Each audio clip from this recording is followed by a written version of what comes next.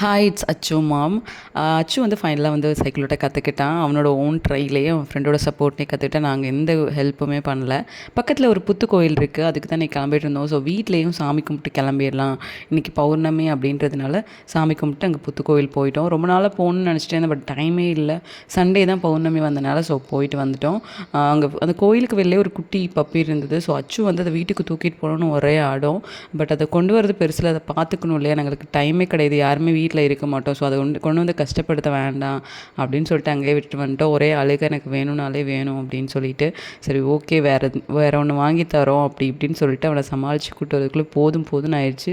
வீட்டில் வந்து அது இதுன்னு வாங்கி கொடுத்து அப்படி இப்படின்னு சமாளித்தோம். அப்புறம் டின்னர் முடிச்சுட்டு அடுத்த நாளுக்குள்ள ப்ரிப்ரேஷன் இப்போயே பண்ணி வச்சுட்டேன். இந்த மாதிரி பண்ணால் கொஞ்சம் கம்ஃபர்டபுளாக இருக்கும் அடுத்த நாளுக்கு. இல்லைனா ரொம்ப ஹரிபரியாக போகிற மாதிரி இருக்கும், அந்த டைமில் கட் பண்ணிவிட்டு எல்லாம் பண்ணிகிட்டு இருக்கணும். ஸோ அடுத்த நாள் ஸ்கூலுன்றனால டக்கு டக்குன்னு எல்லா வேலையும் முடிச்சு வச்சாச்சு. அவ்வளோதான்.